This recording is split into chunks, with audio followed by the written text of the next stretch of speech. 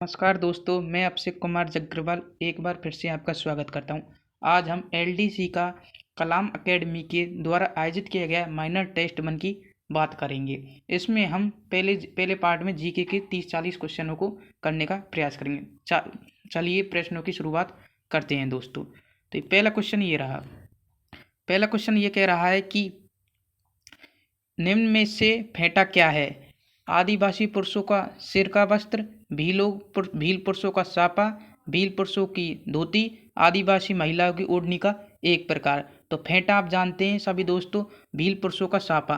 तो इसमें B question right होगा, भील पुरुषों का सापा को फेंटा कहते हैं। तो इसमें आइए दूसरा क्वेश्चन देखते हैं दोस्तों। राजस्थान लोक संस्कृति की दामनी क्या है? आप सब जानते हैं मारवाड़ी स्त्री ओढ़नी पहनती है उसको दामना कहते हैं। और ये कई बार रिपीटेड क्वेश्चन है, ये बहुत बार पीवाईक्यू है, बहुत बार ये क्वेश्चन आ चुका है एग्जामों में दोस्तों। अब तीसरा क्वेश्चन देखते हैं कि पगड़ियों के संदर्भ में सम्मिलित कीजिए। सम्मिलित नहीं है। मोटेडे की पगड़ी आप जानते हैं विवाह पर मोटेडे की पगड़ी पहनी जाती है। ये क्वेश्चन बहुत बार आ चुका, ये क्वेश्चन राइट है, सही है ये। और दूसरा लहरिया की पगड़ी, ये भी बिल्कुल सही है। लहरिया की पगड़ी श्रावण में खेल जाती है। केसरिया की पगड़ी आप जानते हैं युद्ध करते हैं जब केसरिया, ये तीनों। लेकिन मदील की पगड़ी ये गलत है। मैं से मदील, मैं से दशहरा। तो मदील की पगड़ी कब पहलाई जाती है? दशहरा, होली, इसलिए गलत लिख रहा है। तो तीसरा क्वेश्चन इसका राइट आंसर होगा। अब देखते हैं चौथा क्वेश्चन दोस्तों। ये लिख रहा है कि अमोबा वस्त्र कब पहना जाते हैं? नाम से पता पड़ रहा है अमोबा, ये आरबीएससी की 10वीं क्लास की बिल्कुल साफ साफ लिख रहा है। जब व्यक्ति शिकार पर जाता है तो अमोबा का वस्त्र, अमोबा एक प्रकार से ऐसा वस्त्र होता है जैसे चीता होता है, तो चीते जैसी ख्याल होती है, जिससे क्या जानवर ये जानते हैं कि हमारे जैसे शिकार है। उस प्रकार के वस्त्र को अमोबा वस्त्र कहा जाता है दोस्तों। अब नेक्स्ट क्वेश्चन को देखते हैं। ये देखिए क्वेश्चन, राजस्थान में नवजात शिशु की माँ के लिए पियर पक्ष की ओर से बेटी के जन्म पर किस रंग का पोंचा पहना जाता है? आप जानते हैं ये क्वेश्चन कर्मचारी चयन बोर्ड ने बहुत बार पूछ लिया, और इसमें गुलाबी होगा। आप इसको एक ट्रिक से भी याद कर रहे हैं। लड़कियों को हम जानते हैं, आप सब जानते हैं गुलाबी रंग पसंद है, तो इस प्रकार से आप लॉजिक से इसको याद कर सकते हैं कि इसमें गुलाबी रंग का पोंचा पहना जाता है। ठीक है, अब छठे क्वेश्चन को हम देखते हैं दोस्तों। छठे क्वेश्चन में ये दिख रहा है कि मारू तारो देश में निपजे 3 रतन, एक डोलो, दूजी मरमन, तीजो कश्मल रंग। तो इसमें कश्मल रंग का आपको अर्थ बताना है। ये बहुत बार आ चुका है क्वेश्चन मेरे दोस्तों। कश्मल रंग का रंग लाल होता है, और ये पटवारी की पीवाईक्यू में आया है, और यही क्वेश्चन इसने कलाम एकेडमी की टीम ने बनाया गया। अब 7वां क्वेश्चन आप देखते हैं। सम्मिलित सही है। अब इसमें सम्मिलित देखना है कौन सा सही सम्मिलित है, तो आपको साथ ही में देखना है।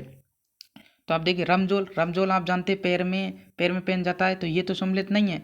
रमजोल आप जानते हैं पैर में, तो ये दूसरा तो नहीं है। ठीक है, बेसर कान में, ये भी गलत है। लटकन ये आप जानते हैं लटकन कान में, नौगरी पैर में, बिल्कुल सही है। तो इसका पहला क्वेश्चन राइट होगा। ठीक है दोस्तों, अब हम आठे क्वेश्चन को देखते हैं। निम्नलिखित में कौन सा सम्मिलित कीजिए, आपको सम्मिलित करना है। तो आपको देखना है गेडी ये सिर पर पहना जाता है, बिल्कुल राइट। गेडी किस पर पहना जाता है? सिर पर। ठीक है, ये पहले में पहला हो जाएगा। और टोटी आप जानते हैं टोटी कान में पहना जाता है, ये भी बिल्कुल आरबीएससी के। चौंप आप जानते हैं चौंप नाक में पहना जाता है। ठीक है, चौंप ये नाक में हो जाएगा, ये आरसी। अब इसमें मिलाएंगे, एक में 2, पहले में पहला, दूसरे में 4, तीसरे में 2, तो इसका राइट आंसर बी हो जाएगा। ठीक है, आपको इस प्रकार से क्वेश्चन को करना है, और इसको थोड़ा आराम से करना है। आपको किसी भी प्रकार की जल्दबाजी नहीं करनी दोस्तों। तो हम नेक्स्ट क्वेश्चन को देखते हैं दोस्तों। 9वां, निम्नलिखित आभूषणों में समूह में कौन सा समूह सम्मिलित नहीं है? अब ये नई का पूछ रहा है, कौन सा सम्मिलित नहीं है। तो दोस्तों आपको मैं बता देता हूँ कि अंगूठा, कर्णफूल, पीपल पन्ना, झेला, ये सब किसके हैं? ये कान के हैं दोस्तों। ये तो आपके कान की हो गई। तेमनिया, तुलसी, बजंटी, हालरो, ये सब आपके किसके हो गए? गला के। ये किसके हो गए दोस्तों? गला के हो गए। अब गला के हो गए। इसमें लंगर, पायल, निपुर, झार, ये किसके हो गए दोस्तों? ये पैर के हो गए। ठीक है, लेकिन इसमें ये कंगन, ये नोगरी, फोगरी, ये क्वेश्चन सम्मिलित नहीं पैरता, क्योंकि नेबरी पैर का होता है, कंगन हाथ का होता है। इस प्रकार से ये क्वेश्चन आपका राइट हो जाएगा तीसरा इसमें। अब 10वां क्वेश्चन, अनबट, अनोटा, जरा और पोलरा शरीर के किस अंग के आभूषण हैं? तो 10वें में आप देखते हैं, ये आपके पैर के आभूषण है।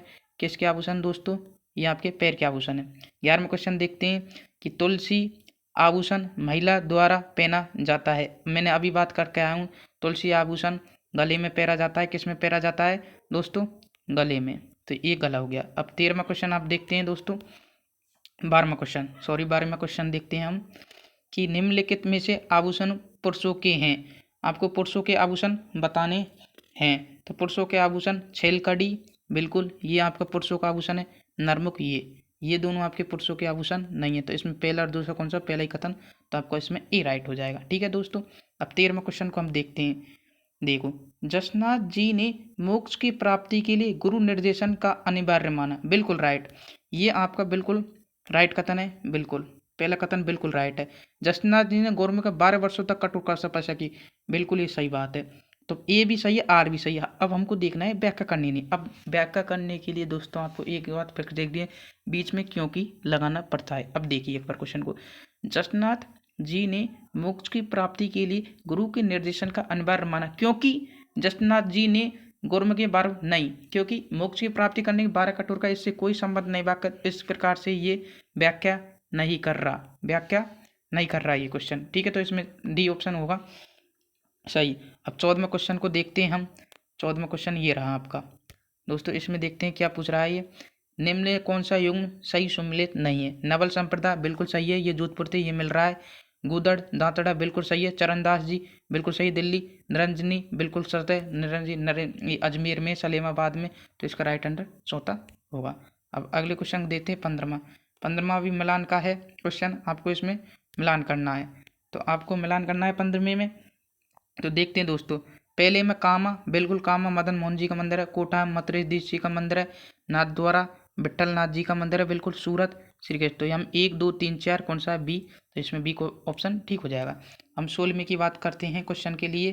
निम्न कथनों पर विचार कीजिए। आपको कथनों पर विचार करने। दादू दयाल जी ने 1585 मुगल सम्राट अकबर से फतेह सिंह सीकरी में भेंट की, बिल्कुल ये कथन राइट है।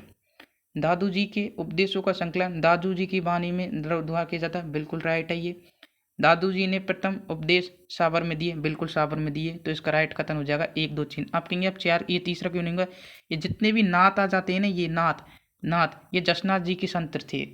जसनाथ जी के संतों की ट्रिक है। जसनाथ नाथ, तो ये जसनाथ के, तो ये सीधा दयाल से समझ। तो तीसरा होगा नहीं।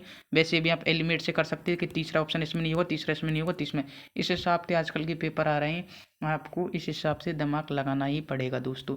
अब 17वां क्वेश्चन हम दोस्तों देखते हैं। इसमें क्या क्या कह रहा है ये। संत माप जी के संबंध में निम्न में असत पूछ रहा है। इसको ध्यान रखना क्या पूछ रहा है, असत पूछ रहा है। माप जी ने चोपड़ा नामक ग्रंथ की रचना की, ये तो सही है, सही कथन है ये। ठीक है दोस्तों। और माप जी ने लसाड़ी अंदर, ये भी सही है। माप जी ने अनुदा कल के अवतार, ये भी सही है। अब ये टिक होगा क्योंकि गलत दे रखा है। साकल ध्वनि की स्थापना माप जी ने नहीं की दोस्तों। अब आ जाता है ब्रह्मचरित, भक्ति सागर, दयाबोध आदि ग्रंथों का संबंध किससे है? तो हम जानते हैं ये बहुत बार रिपीटेड क्वेश्चन आ गया। भक्ति दयाबोध ये बहुत बार प्रीवियस क्वेश्चन आ गया है, चरणदास जी का है। ठीक है। अब प्रथम बार पुत्र के जन्म के अवसर पर बालक और उसके परिवार को ननिहाल पक्ष द्वारा वस्त्र को आभूषण दिए जाने वाला रिवाज क्या कहलाता है? ये आप बहुत बार क्वेश्चन आ चुका है, रिपीटेड क्वेश्चन है। इसको क्या बताऊं बार बार, इसको जानना कहा जाता है। अगला क्वेश्चन देखते हैं। दूल्हे की बारात, 20वां क्वेश्चन है। दूल्हे की बारात के प्रस्थान के बाद घर की स्त्रियों द्वारा लोक नाट्य के रूप में नकली विवाह का आयोजन किया जाता है। अरे जब बारात निकल जाती है, जब स्त्रियों के द्वारा एक नाट्यक्रम किया जाता है, उसको क्या टूटिया कहलाता है? ये भी बहुत बार क्वेश्चन आ चुका है। अब हम अगले क्वेश्चन देखते हैं। 21वां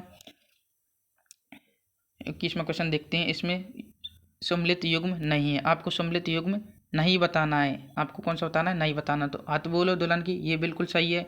ओलंदी बद्दू के साथ पियर के साथ निकटी संबंध, बिल्कुल छोटी बच्ची जाती है इस प्रकार से। नागला नवनिर्मित गृह उद्घाटन, ये भी बिल्कुल सही है। ये बिल्कुल गलत है। बिनोटा इसको नहीं कहते, भारत के स्वागतम की एक रस्म, इसको तो सामेला कहा जाता है। तो तीसरा बिल्कुल। अब आप देखिए 22वां क्वेश्चन। निम्न में से कौन सा संस्कार बच्चे के जन्म का पहला है? अब मुझे बताइए, बच्चे के जन्म का पहला बताना है आपको। देख, निष्क्रम, ये बात का है, ये भी बात का है, ये भी बात का है, ये भी बात का है। तो इसका राइट आंसर होगा बी राइट आंसर होगा, क्योंकि पुष्पवन संस्कार ये क्या है? जब बच्चा पेट में होता है ना, उस समय किए जाने वाला संस्कार है। अब 23वां क्वेश्चन हम देखेंगे। कि निम्न में से कौन सी रस्में विवाह की है। अब आप सब जानते हैं कि विवाह की रस्म कौन कौन सी है। देख, टूटिया हवाल बता के आया हूँ, बारात के समय ये विवाह, शामेला हवाल बता के आया हूँ, कन्यावट ये जान। तो 1 2 3 ये विवाह की रस्म है। चौथी भदर ये विवाह की रस्म नहीं है। ठीक है, अब इस चीज़ को ध्यान रखना। अब हम 24वें क्वेश्चन को देखते हैं। निम्न में से बखेर क्या है। आप जानते हैं बखेर, बखेर एक क्या है, ये जब कहा जब व्यक्ति मर जाता है ना उस समय हम सिक्के जलाते हैं, उस समय का है। तो अंत्येष्टि शब्द ये मृत्यु के समय का है। ठीक है, अब 25वां क्वेश्चन देखते हैं हम दोस्तों। महावीर चक्र से सम्मानित प्रथम राजस्थानी कौन से। ये बिल्कुल आरबीएससी किताब 10वीं किताब में लिख रहा है और ये चूनाराम फुगड़िया है। कौन है, चूनाराम फुगड़िया प्रथम। इसको डायरेक्ट फैक्ट के तौर पे याद रखना, डायरेक्ट बन सकता है क्वेश्चन। और आपको ध्यान रखना है कि 1857 की क्रांति में झांसी की रानी लक्ष्मीबाई की भांति अपना शौर्य और पराक्रम दिखाने वाले सूजा कंवर राजपूत का खानेवास था। तो इसका राजपूत का निवास आप देखते हैं लाडनू, ए बी बाड़मेर, सी जोधपुर और चौथा चूरू। तो इसका राइट आंसर आपको लाडनू। इसका जन्म स्थान कहाँ था, लाडनू, आपको ध्यान रखना है। अब आगे देखिए, पत्रकारिता का भीष्म पिता किसे कहा जाता है। तो आप जानते हैं ये बहुत बार आ गया है, ये झावरमल शर्मा है। मेरी बात मानो, आपको इन सबकी डेट भी याद रखनी है, क्योंकि रीट मेंस में जो क्वेश्चन पैटर्न आया है ना उसमें थोड़ा क्या है, कपूर कालूचंद हरिभाऊ इनका थोड़ा क्या कहती है, इसका जन्म को कालक्रम समझाइए। आप सचेत रहना जब भी पढ़े आरबीएससी की में, तो इस पर भी थोड़ा ध्यान देना आपसे। ठीक है, अब 28वां क्वेश्चन। निम्न में से किसने अमरदास बैरागी छद्म नाम रखकर अपना अधिकतम समय मालवा माड़वा छेड़मा। ये जोरावर सिंह रवाट है, ध्यान रखना। ये कभी भी जेल में नहीं गया था। जोरावर एक पैरा क्रांतिकारी है जो कभी भी जेल में नहीं गया। 29वें क्वेश्चन को आप देखिए फिर से। कौन सी कविता सुनने के बाद शाही नरेश रियल किंग ब्रिटिश वायरस के मिलने के दिल्ली नहीं गए थे। तो इसको आपको पता है, इसका ये चेतरा चुंगटिया। ये भी क्वेश्चन बहुत बार आ चुका है। आज के लिए हम लास्ट क्वेश्चन देखेंगे, तीसवें नंबर का। और 30वें नंबर क्वेश्चन देखेंगे। ब्यावर में सनातन धर्म विद्यालय के संस्थापक स्वतंत्र सेनानी कौन थे। ये दामोदर दास राठी। तो आज दोस्तों हम 30 ही क्वेश्चन करेंगे। अगले बचने वाले क्वेश्चन नेक्स्ट क्लास में देखेंगे। आप बताना आपको वीडियो कैसी लगी। अगर आपको अच्छी वीडियो लगी तो मैं इसी प्रकार से साइंस और मैथ का भी सॉल्यूशन कराएंगे। आज के लिए धन्यवाद। और मैं पशु परिचर में सिलेक्टेड हूँ। मेरा नाम अभिषेक कुमार जग्रवाल। धन्यवाद दोस्तों।